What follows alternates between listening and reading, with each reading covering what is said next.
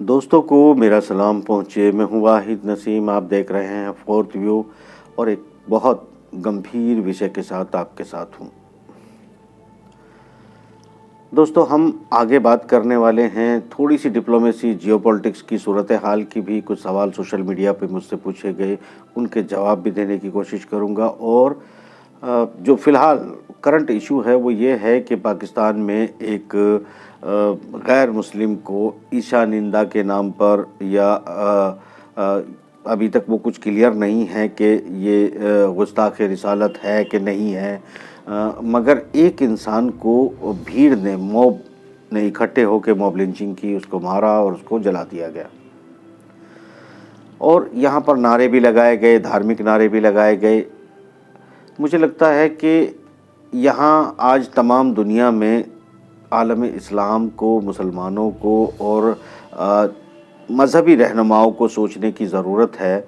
सभी मज़हबी रहनुमाओं को सोचने की ज़रूरत है कि हम किस तरह की भीड़ तैयार कर रहे हैं, किस तरह की भीड़ जो है वो क्या पैगाम दुनिया को दे रही है, और बेसिकली इसके पीछे क्या क्या हो सकता है और कितनी आसानी से एजेंसियां ऐसे खेल को अंजाम दे सकती हैं जो खुद उन्हीं के ख़िलाफ़ हों।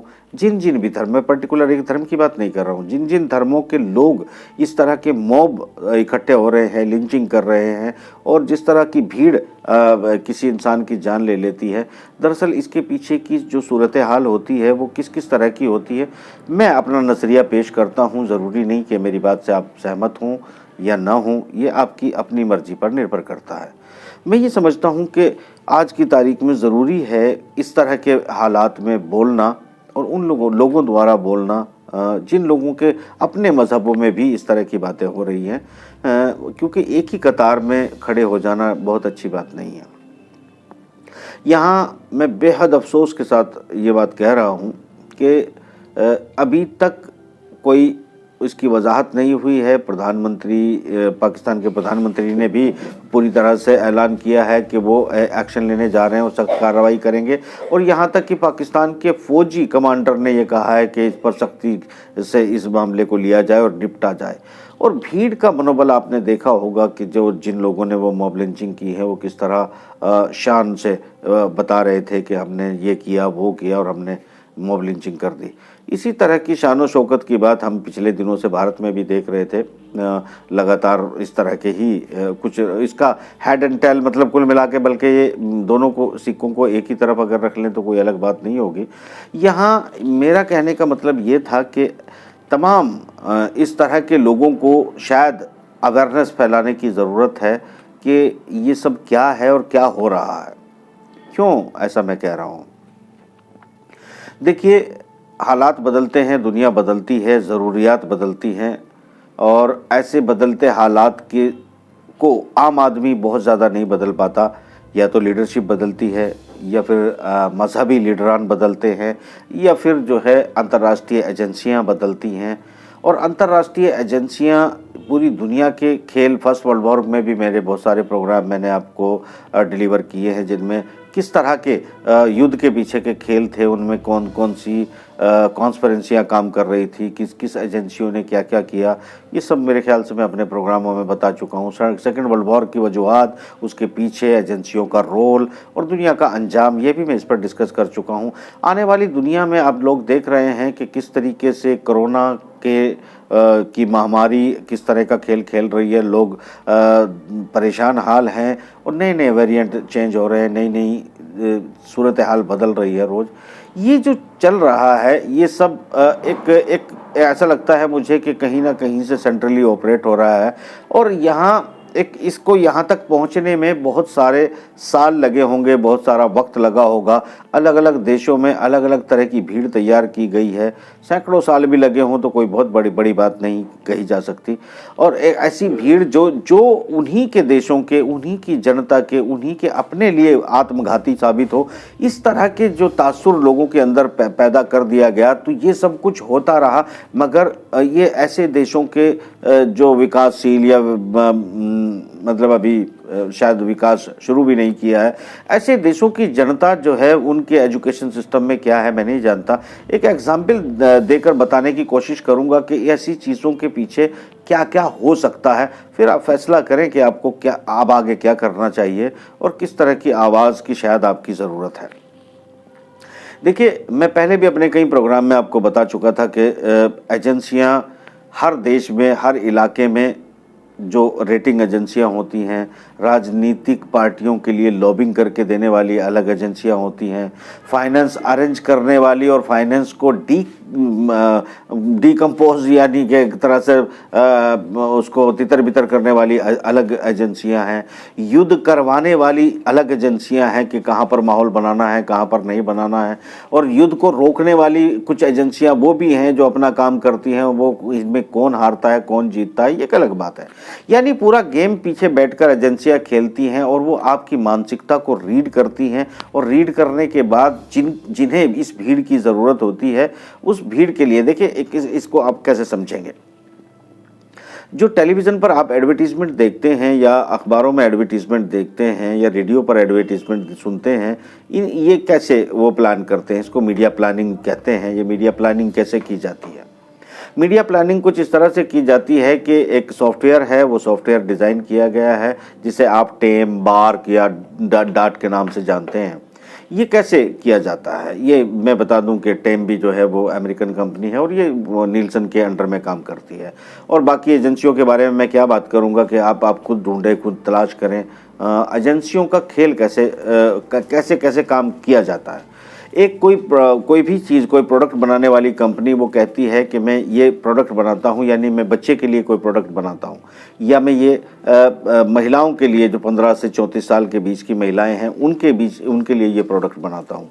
तो वो अपनी एजेंसी को एक बजट देता है और बजट देने के बाद वो कहता है कि मुझे उस टारगेटेड ऑडियंस चाहिए, सिर्फ वो लोग देखें मेरे इस एडवर्टीजमेंट को जो मेरा कस्टमर है, यानी फालतू लोगों को दिखा के मुझे कोई लाभ होने वाला नहीं है। मैं उस ऑडियंस को टारगेट करना चाहूँगा जो मेरी ऑडियंस है। तो उसमें ये होता है कि एजेंसियां चेक करती हैं कि मीटर लगा के जगह जगह पर देखा जाता है कौन प्रोग्राम, यानी बच्चे किस प्रोग्राम को ज़्यादा देख रहे हैं, महिला किस प्रोग्राम को ज़्यादा देख रही हैं, और इस तरह की बहुत सारी कैटेगरी हैं उसमें, और जनरल भी है, बहुत सारी कैटेगरी होती हैं। वो कैटेगरी को रिफाइन करके एजेंसियाँ अलग अलग क्लाइंट को डिलीवर कर देती है।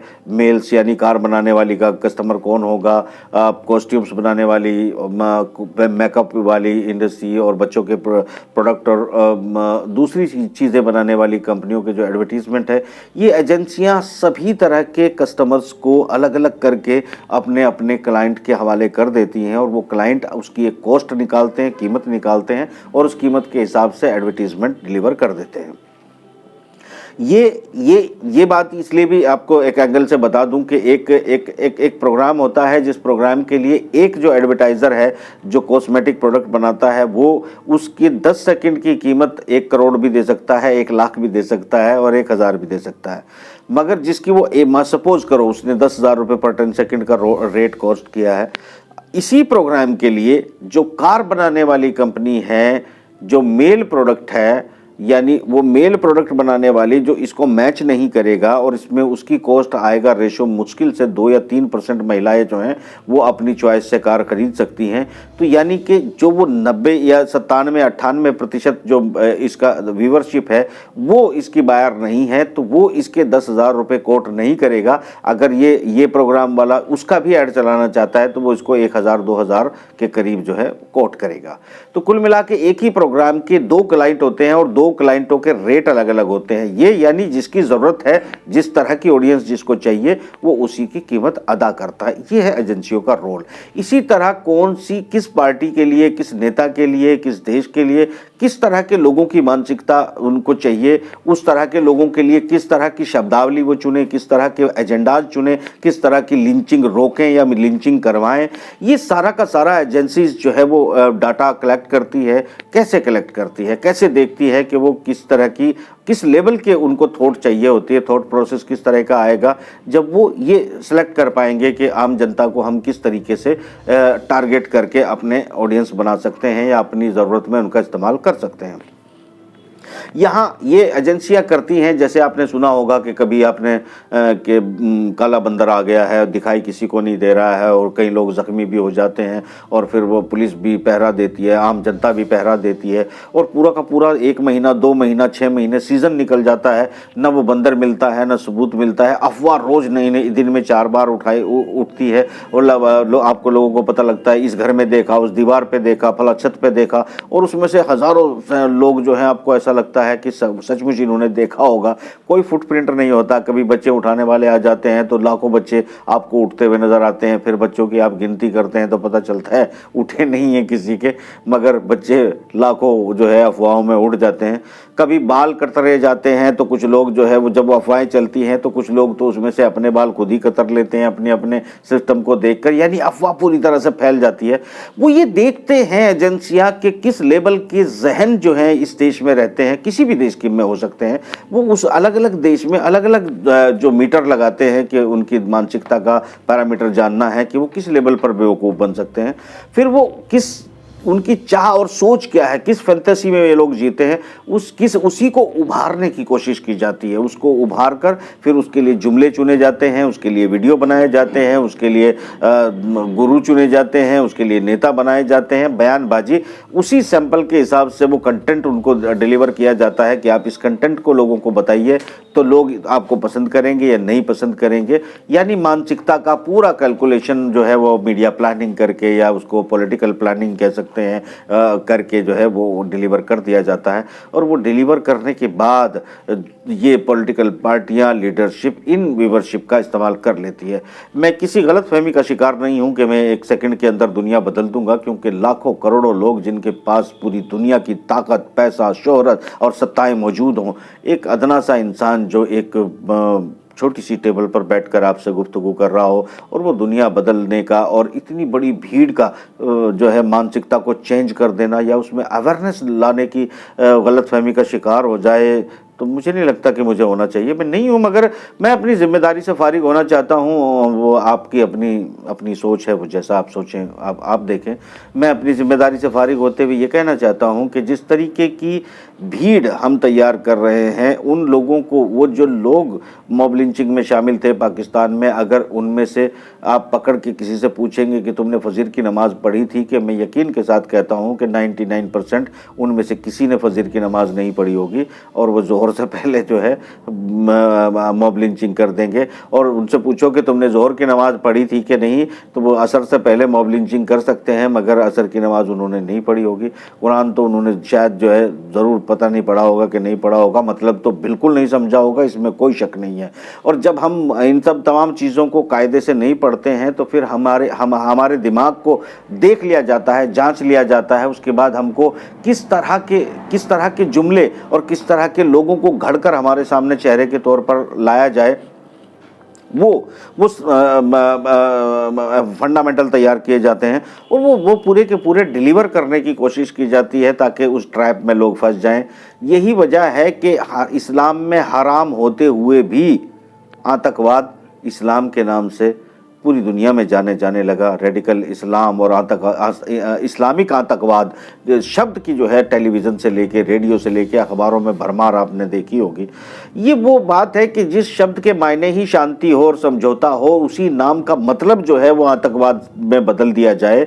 जैसे मतलब अब उसका इस्तेमाल मैं खैर ऐसे शब्दों का नहीं करना चाहता हूँ। कुछ लोग अभी सत्ता में आए हैं, उनके नाम का मतलब कुछ और है, मगर उनके नाम का मतलब आतंकवादी जो है वो दुनिया में प्रचारित कर दिया गया। यही वजह है कि आप अपने पास 99.9% आम जनता क्या करती है, वो एक भीड़ की तरह है, वो एक भीड़ की तरह है। उस पूरी भीड़ में जाके अगर कोई जोश में किसी तरह उनके मन की 2-3 बात कह के उनको जोश दिला के कहे कि वो कौवा फला उड़ा है और तुम सबके कान लेके उड़ चला है, तो ये कोई भी इनमें से अपने कान चेक करने वाला नहीं है। सब के सब उड़ने की कोशिश करेंगे, कौवे के पीछे भागने की कोशिश करेंगे और फिर उसकी लिंचिंग करने की कोशिश करेंगे। भले ही लिंचिंग करने के बाद ये जब चेक करेंगे कि कानों के हाथ लगाएंगे तो इनको पता चलेगा कान हमारे पास ही हैं और हमने किसी की गलत लिंचिंग कर दी है। तो बेसिकली इस ऐसी मानसिकता, एक ऐसी भीड़, इसको समझाना आसान है?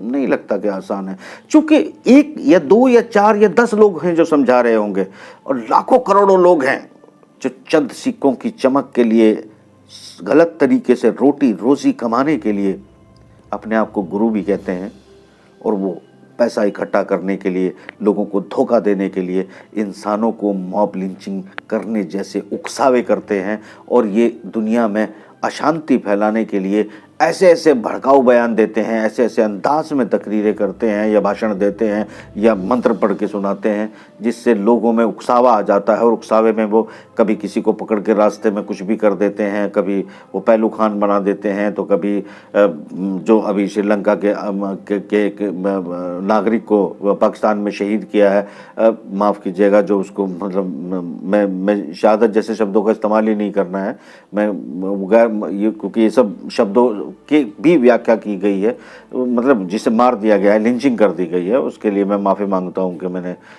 क्योंकि जब मैं पॉलिटिकल बात कर रहा हूं तो न मैं किसी को इधर शहीद कहूँगा ना उधर शहीद कहूँगा, तो मेरा पॉलिटिकल सिनेरियो ही होना चाहिए एक पत्रकार का। ये है मतलब कि वो तुम फैसला करो कौन जो है वो गाजी हुआ और कौन शहीद हुआ और कौन मारा गया, ये तुम्हारा काम है। हमारे यहाँ तो पत्रकारिता में मतलब मौत हुई है तो उस मौत के बारे में बात कर रहे हैं। लिंचिंग करके मार दिया गया और जला दिया गया बेरहमी से। ये जो अपने आप को मुसलमान कहते हैं, जो जिनके यहाँ जलाने की प्रथा भी नहीं है, वो किसी को जला दें इस तरीके से, तो ये मेरे ख्याल से अफसोस की बात है। पूरी दुनिया में इस पर अफसोस हो रहा है। ये एक पैगाम देने की कहाँ, अभी तक मैंने एक बात फिर दोबारा कह रहा हूँ कि कोई खुलासा नहीं हुआ है, वो सिर्फ कही सुनी बात है, किसी तरह का कोई सबूत नहीं है अभी तक कि उसने किसी तरह की कोई बात की थी। कोई पर्चा था जो कूड़े में डाला गया था, अब उसकी व्याख्या किस तरीके से की गई है ये बात हम लोग अभी तक नहीं समझ पा रहे हैं।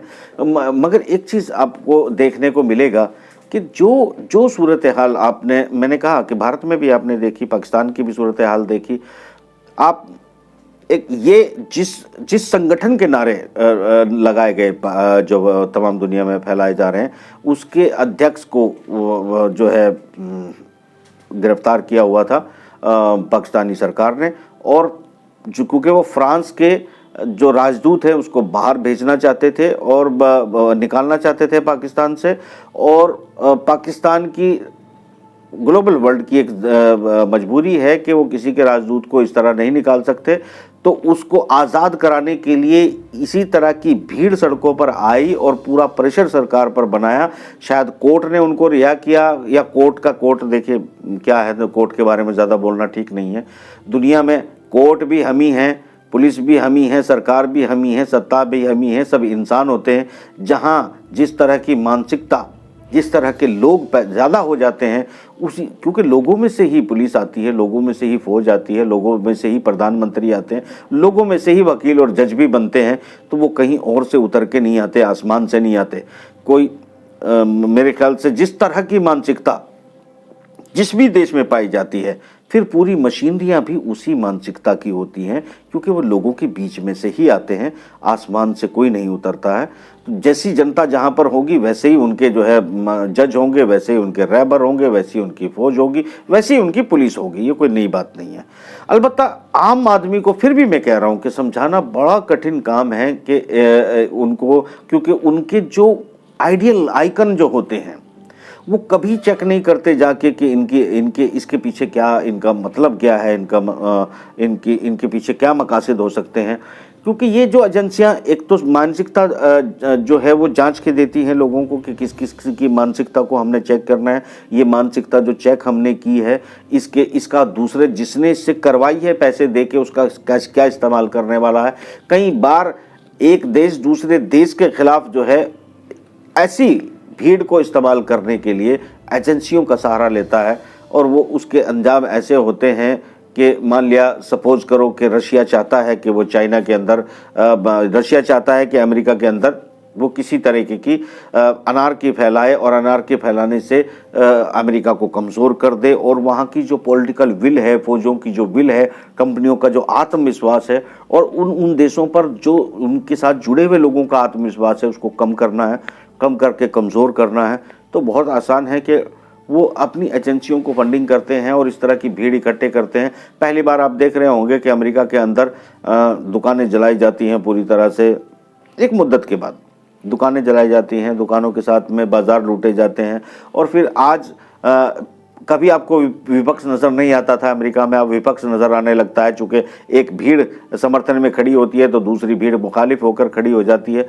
इसी तरह भीड़ का जो है वो इस्तेमाल किया जाता है। मेरा भीड़ कहने का मतलब उनको कमतर आंकना नहीं है, मगर चूँकि माफ़ करना, बहुत सारे लोग जो सिर्फ लोग ही होते हैं, क्योंकि गिने चुने लोग होते हैं जो आप में से जज होते हैं, गिने चुने लोग होते हैं जो सत्ता करते हैं, सत्ता चलाते हैं, और गिने चुने लोग हैं जो सत्ता के लालची होते हैं, जिन्हें सत्ता में आना होता है। यानी किसी को सत्ता से हटाना है, किसी को सत्ता में लाना है। इनके पीछे बैठे हुए व्यापारी, ये एक लंबी कहानी है जो आप मुझसे बेहतर जानते हैं। मैं तो सिर्फ आपको ये समझाने की कोशिश कर रहा हूँ कि ये बेहद अफसोसनाक वाक़या हुआ है, किसी इंसान की ज़िंदगी को इस तरह लिंच कर देना। और दुनिया में भी मेरे ख्याल से क्या ये बात वो लोग सच साबित नहीं कर रहे हैं कि जो नाम दिए गए, जो टैग दिए गए, जिस तरह का प्रेशर बनाकर पूरे इस्लामिक जगत को तबाह किया गया, इसको जस्टिफाई नहीं करता ये वाक़या। अगर ये इसको जस्टिफाई करता है तो इसका मतलब ये हुआ कि ऐसे लोगों को कोई एजेंसियां इस्तेमाल करती हैं, और वो एजेंसियां जो तुम्हारी अपनी दुश्मन हैं, तुम्हारे अपने बीच में ऐसे लोगों को भेजकर ऐसी भीड़ तैयार करवाती है। वो भीड़ तैयार ऐसी करने वाले भी उनके एजेंट हैं, और वो मेरे जैसे लोगों को धमकी दे सकते हैं। वो एजेंट जो अपने आप को बहुत बड़े आलिम कह सकते हैं या धर्मगुरु कह सकते हैं, मेरे जैसे को टारगेट बनाया जा सकता है, चूँकि उनकी दुकानें बंद हो सकती है। और ये दुकान बंद करवाने वाले लोग बहुत ज़्यादा नहीं हैं, 2-4 लोग होंगे पूरी दुनिया में जो इस तरह की हिम्मत जुटा पा रहे होंगे, क्योंकि इनके हाथ में बहुत बड़ी भीड़ होती है। ये पाकिस्तान की सरकार को अभी हिलाया, देखिए कैसे हिलाया। और आज हिंदुस्तान की स्थिति को आप देख लीजिएगा। अगर सत्ता की बात अगर आप आ जाएं, अगर आप जिस तरीके की हालात पाकिस्तान में हैं, उसी तरह के हालात को आप इनकार नहीं कर सकते। भारत के बन चुके हैं, और भारत में लिंचिंग हुई है, और लिंचिंग होने के बाद अगर ये भीड़ की मानसिकता उस तरह की बनती चली गई है तो आने वाले दिन कुछ अलग होंगे। इससे आप थोड़ा सा अवेयर रहें तो ज़्यादा अच्छा है, क्योंकि जो हम बोते हैं वही हम काटते हैं। जो पीछे माजी में बोया गया, मुस्लिम जगत उसको आज तक काट रहा है। जो हिंदुस्तान में बोया जा रहा है, शायद आगे वो भी लोगों को काटना पड़े, क्योंकि अब पाकिस्तान की नई सरकार चाहती है कि इस तरह की कोई कट्टरवाद ना हो। वो IMF से भी जुड़े हैं, मतलब बहुत सारे ऑर्गेनाइजेशन से जुड़ के मेन स्ट्रीम में आके वो प्ले करें अपने देश को लेकर, मगर वो छटपटा रहे हैं, आ नहीं पा रहे हैं, क्वालिफाई नहीं कर पा रहे हैं बहुत सारी चीज़ों को। चाइना जैसे देश को अपने देश को बेचना पड़ रहा है उनको, क्योंकि उनको अपनी जान बचानी है। ये सूरत हाल, ये सबक पाकिस्तानियों के लिए तो है ही, हिंदुस्तानियों के लिए भी है। थोड़ा सा अगर संभल के चलेंगे, थोड़ा सा अगर इत्मीनान से सोचेंगे कि कहीं कोई एजेंसी, कहीं कोई भीड़ का खरीदार, कहीं कोई सिर्फ सत्ता का लालची हम लोगों का इस्तेमाल तो नहीं कर रहा है। और अगर ऐसा करवाना हम चाहते हैं तो मुझे लगता है कोई आप बहुत अच्छी राह पर नहीं हो। आप यकीन माने मेरी बात का, फिर आप बहुत दूर नहीं हो जब आपको जलील किया जाएगा और दुनिया में इसी तरह फटकारा जाएगा, और आप माफ़ी मांगोगे तो आपको माफ़ी देने वाला भी कोई नहीं होगा। प्रोग्राम को यहीं ख़त्म करते हैं। देखते रहिए 4TV न्यूज़, 4th व्यू भी देखिए, और मुझे इजाज़त दीजिए। खुदा हाफ़िज़।